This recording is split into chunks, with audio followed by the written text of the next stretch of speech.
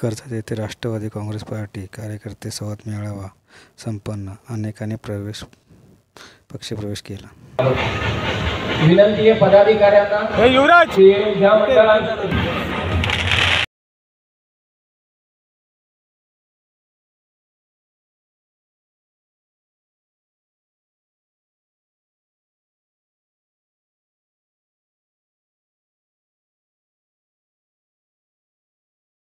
अध्यक्ष सचिनदादा खरलोक यांना विनंती आपण मंचावरती यावं. नितीनजी खाडे साहेब यांना विनंती आपण मंचावरती या. जोरावरती ज्यांनी राजकारणात स्वतंत्र स्थान निर्माण केलं, परंपरागत राजकारणी म्हणून आपली ओळख न ठेवता स्वतःची कार्यशैली जपणारा असं नेतृत्व म्हणून त्यांची ख्याती आहे. कार्यकर्ता म्हणून इगतपुरीकरांनी त्यांना विधानसभेवरती जागा निर्वाचित. मग कसं करून घ्यावी सुद्धा शेत 41 वर्षात मी पण बांधराच्या अनेक ठिकाणी गेलो असेल, पण या दोघांकडनं जर काय तुम्ही शिकलं तर तुम्हाला सुद्धा राजकारणामध्ये विषयामध्ये लोकांच्या कामाच्या मध्ये कुठल्याच गोष्टीची कमतरता पडू शकणार.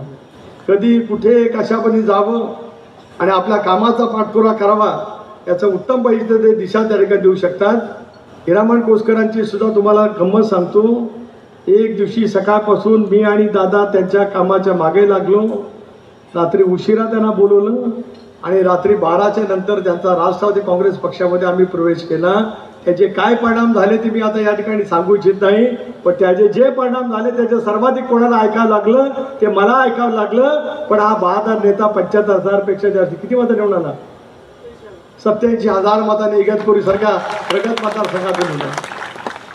लोकसभेला यांच्या मतदारसंघामध्ये आपण खूप पिछाडी व्यक्ती होतो, पण पुन्हा एकदा त्या मतदारसंघामध्ये त्यांनी एक प्राबल्य त्या ठिकाणी निर्माण केलं आणि एकनिष्ठता त्या ठिकाणी दाखवली.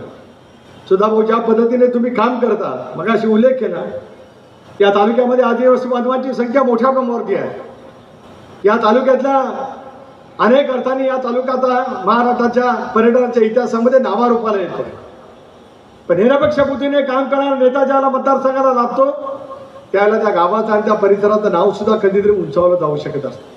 कल्पकता तुमच्या मनामध्ये आली की पनवेलपासून कर्जतपर्यंत येणारा आपला हा जो काही नवीन रेल्वे मार्ग आहे, उद्याच्या भवितव्याच्या कालावधीमध्ये लोकल मुंबईपासून छत्रपती शिवाजी महाराज टर्मिनलपासून किंवा आपल्या दुसऱ्या मार्गापासून या ठिकाणी येईल आणि मग नव्याने होणाऱ्या रेल्वे स्टेशनला वीर हुतात्मा हिराजी पाटील यांचं नाव द्यावं अशी जाहीर सभेमध्ये आपण मागणी या ठिकाणी केली.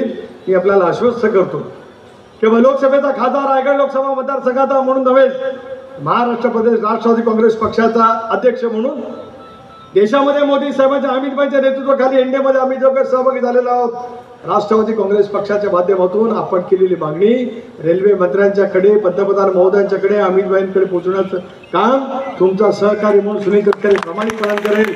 नव्हे तर केंद्र सरकारकडनं त्या संदर्भातली मान्यता कशी मिळवायची त्या दृष्टिकोनातून सुद्धा आम्ही पूर्णपणे त्या ठिकाणी प्रयत्नाची पराकाष्ठा करू. दामसेजी, मी तुम्हाला गेले अनेक वर्ष ओळखत आहे. जिल्हा परिषदेमध्ये तुम्ही शेतकरी कामगार पक्षाच्या वतीने निवडून आलात.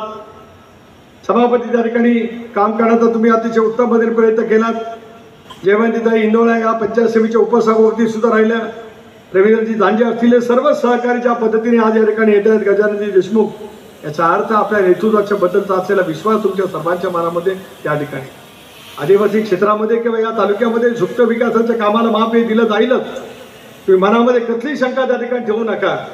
आदितीच्या शिवजन मतदारसंघाला जेवढा निधी जाईल त्याच्यापेक्षा काकणभर सरस अधिक निधी या मतदारसंघामध्ये विकासाच्या कामाच्या दृष्टिकोनातून असेल, त्याच्यात आपल्या कोणाच्या मनामध्ये संदेह असून काही कारण नाही.